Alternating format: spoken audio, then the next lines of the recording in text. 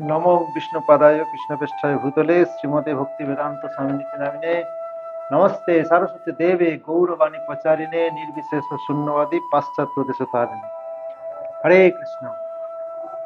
আজকে আমরা খুব সুন্দর একটা টপিক, আজ থেকে ৫,৫০০ বছর পূর্বে ভারতবর্ষের শিক্ষা ব্যবস্থা কেমন ছিল এবং তখন স্কুল কলেজগুলি কেমন ছিল, কি সাবজেক্ট তখন পড়ানো হতো, কেমন ভাবে পড়ানো হতো, সেই সমস্ত কথা আজ আমরা এই ভিডিওর মধ্যে তুলে ধরতে চলেছি। খুব ইন্টারেস্টিং হবে, খুব আনন্দ পাবেন। ধৈর্য ধরে একটু শুনতে হবে বা দেখতে হবে। তো আজ থেকে ৫,৫০০ বছর পূর্বে ভগবান শ্রীকৃষ্ণ বৃন্দাবনে আবির্ভূত হয়েছিলেন এবং বৃন্দাবনে তিনি ১১ বছর পর্যন্ত তার বন্ধু বান্ধবীদের সাথে বিভিন্ন খেলার ছলে তিনি লীলাবিলাস করেছিলেন এবং তারপর তিনি মথুরায় প্রত্যাবর্তন করেছিলেন। তার কাকা অক্রূর তাকে বৃন্দাবন থেকে মথুরায় নিয়ে গিয়েছিলেন। মথুরায় যখন গেলেন, সেখানে রয়েছে তার নিজের বাবা মা। তো নিজের বাবা মা সাধারণত শিশুদের মঙ্গলের জন্য একটু শাসনমূলক আচরণ করেন। তাই সেখানে যাওয়ার পর, কংসবধ হয়ে যাওয়ার পর যখন উগ্রসেন সিংহাসনে বসলেন, তখন ভগবান শ্রীকৃষ্ণের পিতা বসুদেব তিনি বললেন, দেখো কৃষ্ণ, তুমি ভবিষ্যতে রাজা হতে চলেছ, সেই জন্য তোমার খেলাধুলা করে জীবন অতিবাহিত করা উচিত নয়। তোমাকে এখন পড়াশোনা করতে হবে, স্কুলে বা কলেজে তোমাকে ভর্তি হতে হবে।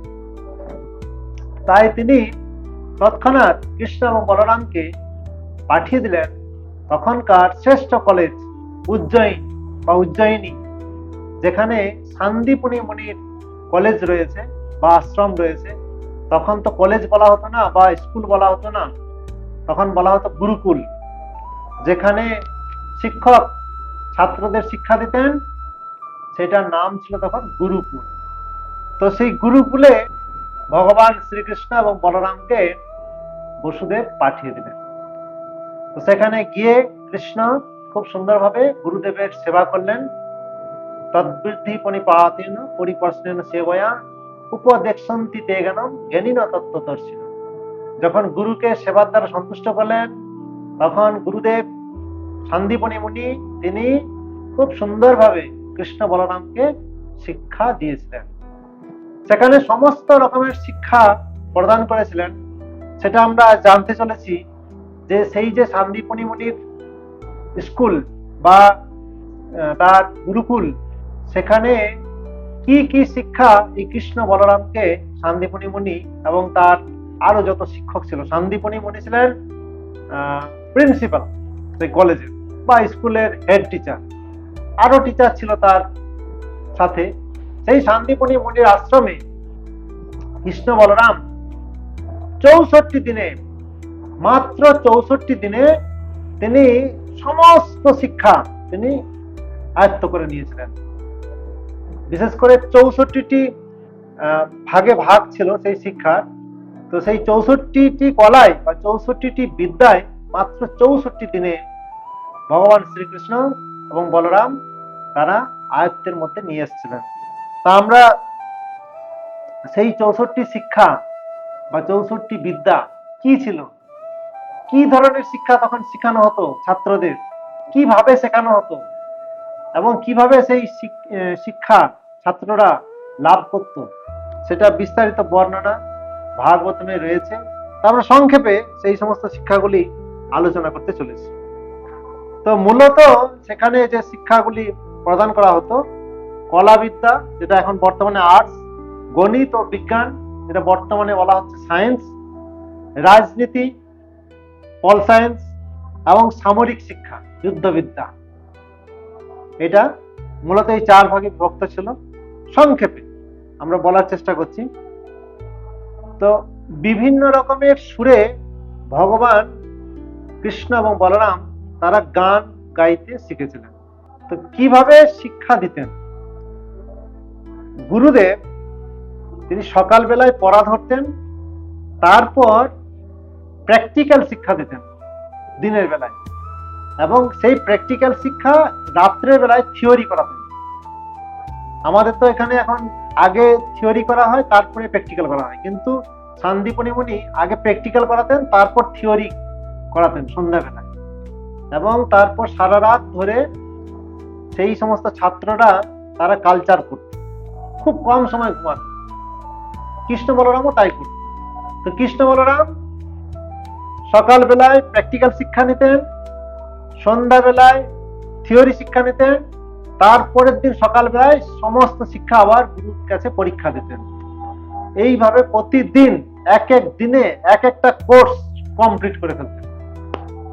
সন্দীপনী মুনি বিভিন্ন সুরে কৃষ্ণ বলরামকে গান গাইতে শিখিয়েছিলেন। তো গান গাওয়া শিখলেন, বিভিন্ন সুরে গান গাওয়া শিখে গেলেন। কোন মিউজিকের তালে কেমন ভাবে গান গাইতে হবে, কোন নৃত্যের সাথে কিরকম কি সুরে গান গাইতে হবে, এগুলো খুব ভালোভাবে আয়ত্ত করেছিলেন। তারপর বিভিন্ন রকম নৃত্য শিখেছিলেন।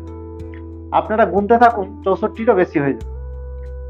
বাদ্যযন্ত্র বাজানো শিক্ষা লাভ করেছিলেন, বিভিন্ন রকম বাদ্যযন্ত্র। নাটক রচনা করা, নাটকে অভিনয় করা এবং নাটক পরিবেশনা করা, সব কিছু তিনি শিক্ষা লাভ করেছিলেন।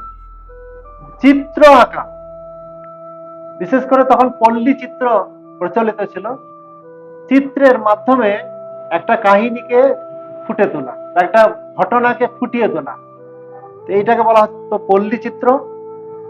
তিলক অঙ্কন করা, সারা শরীরে দ্বাদশ অঙ্গে তিলক অঙ্কন করা এবং তিলকের মাধ্যমে বিভিন্ন রকম চিত্র অঙ্কন করা।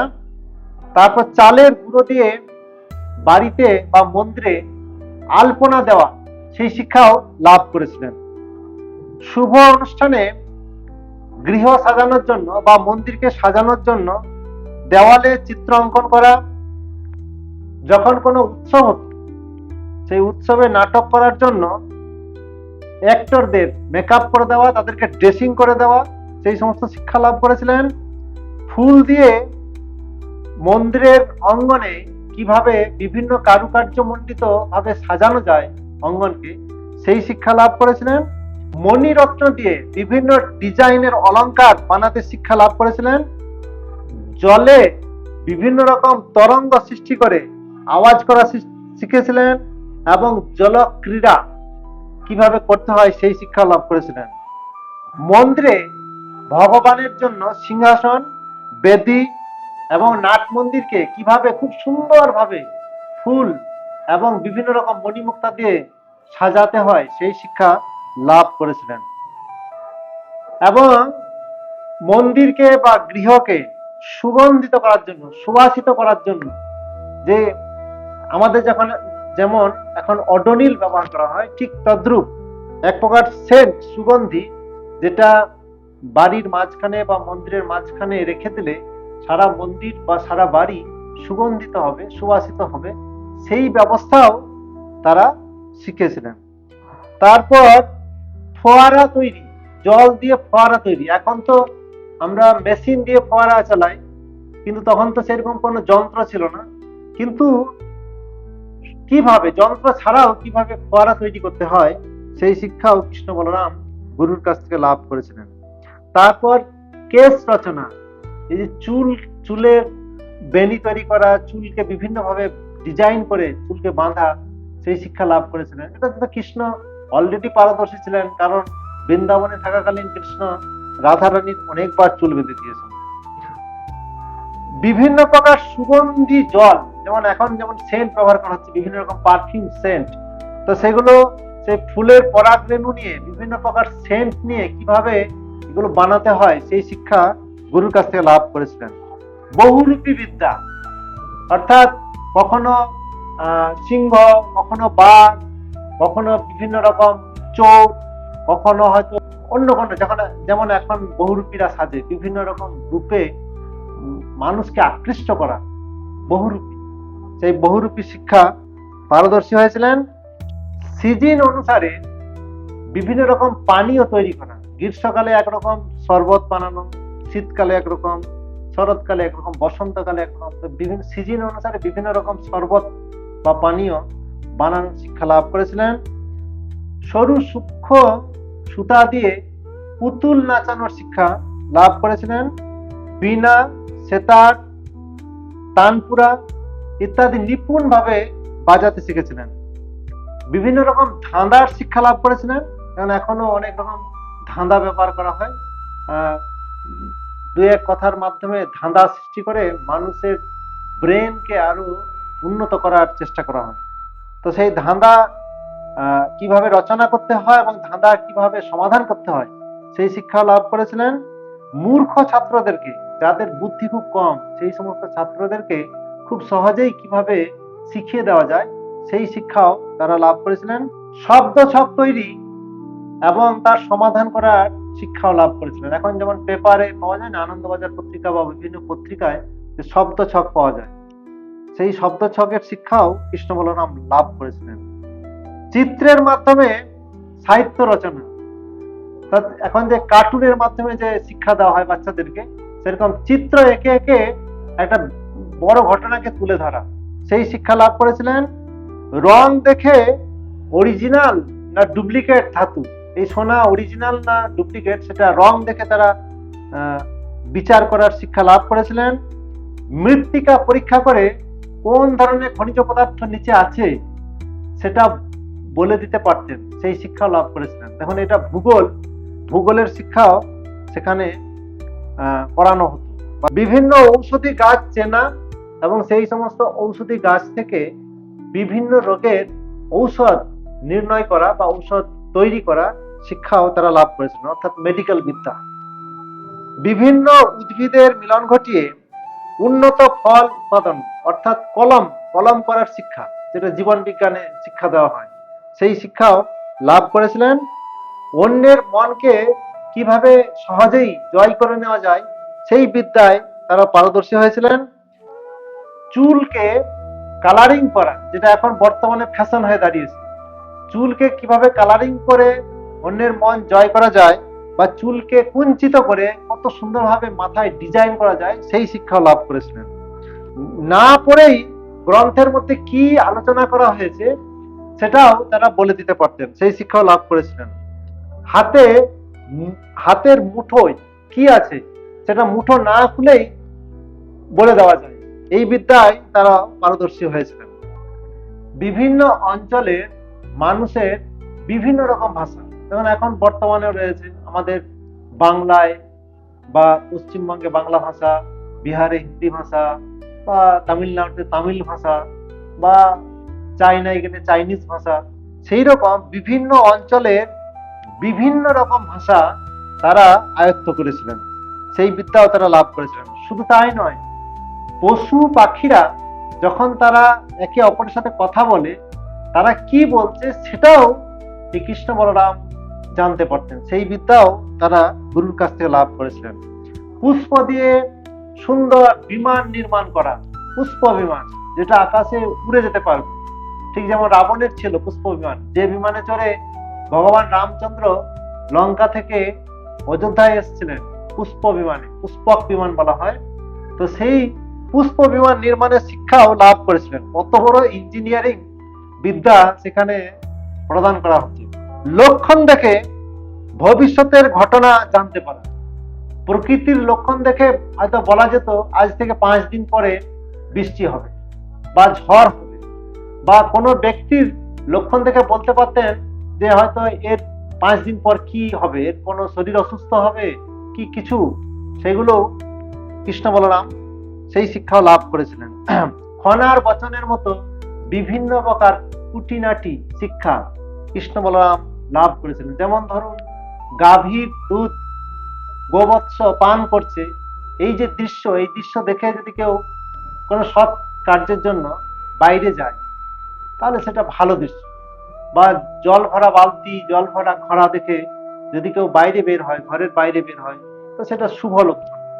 বা যদি খালি বালতি দেখে আবার বাইরে বের হয়, সেটা আবার খারাপ লক্ষণ। এই সমস্ত কিছু খুঁটিনাটি জিনিস যেগুলো খনার বচনে রয়েছে, সেই সমস্ত শিক্ষাও কৃষ্ণ বলরাম লাভ করেছিলেন। হীরা কাটার শিক্ষা, কিভাবে হীরাকে কাটা যায়, হীরাকে কত ডিজাইন ভাবে কেটে সেটা অলংকারের মধ্যে বসিয়ে সুন্দরভাবে ডিজাইন করা যায় অলংকারের মধ্যে, সেই শিক্ষাও লাভ করেছিলেন। কবি গান শিক্ষা অর্থাৎ ইনস্ট্যান্ট কবিতা রচনা করার শিক্ষা, সেই শিক্ষাও লাভ করেছিলেন। বিভিন্ন পদার্থের মিশ্রণে নূতন পদার্থ উৎপাদন অর্থাৎ এটা কেমিস্ট্রির শিক্ষা, সেই শিক্ষাও তারা লাভ করেছিলেন। মন সমীক্ষণ বিদ্যা, মনোসমীক্ষণ বিদ্যা অর্থাৎ অন্যের মনে এখন কি ঘুরপাক চলছে, কি সে ভাবছে, সেই শিক্ষাও কৃষ্ণ বলরাম লাভ করেছিলেন। মনের ইচ্ছা কিভাবে পূর্ণ করতে হয় সেই শিক্ষা, এবং মনের ইচ্ছাকে কিভাবে দমন করতে হয় সেই শিক্ষাও কৃষ্ণ বলরাম গুরুকুল থেকে প্রাপ্ত হয়েছিলেন। যুবক বয়সে কামের তাড়না থেকে কিভাবে বাঁচতে হয় সেই শিক্ষাও কৃষ্ণ বলরাম গুরুকুলের শিক্ষা প্রাপ্ত হয়েছিলেন। শত্রুকে কিভাবে আপন করে নিতে হয় বা শত্রুকে মিত্রে পরিণত করে নিতে হয় সেই শিক্ষাও প্রাপ্ত হয়েছিলেন। এবং সেবার দ্বারা কিভাবে গুরুজনদের কৃপা লাভ করা যায়, সেবার দ্বারা গুরুজনদের সন্তুষ্ট করে তাদের কৃপা আশীর্বাদ লাভ করা যায়, সেই শিক্ষাও কৃষ্ণ বলরাম গুরুকুল থেকে প্রাপ্ত হয়েছিলেন। তো এইভাবে আরো অনেক খুঁটিনাটি শিক্ষা রয়েছে, তো যেগুলো প্রধান প্রধান শিক্ষা সেগুলো আমি বললাম। তো এইরকম অনেক শিক্ষা কৃষ্ণ বলরাম গুরুকুল থেকে প্রাপ্ত হয়েছিলেন। এখন আমরা বুঝতে পারি যে এখনকার যে শিক্ষা, আধুনিক শিক্ষা, এবং আজ থেকে ৫,৫০০ বছর আগে যে শিক্ষা প্রদান করা হতো কতটা উন্নত ছিল সেই শিক্ষা, আর আজকের শিক্ষা ব্যবস্থা কত ডাউন। কৃষ্ণ বলরাম এইভাবে গুরুর কাছ থেকে মাত্র ৬৪ দিনে ৬৪ রকমের শিক্ষা প্রাপ্ত হয়েছিলেন। হরে কৃষ্ণ। শোনার জন্য অসংখ্য ধন্যবাদ।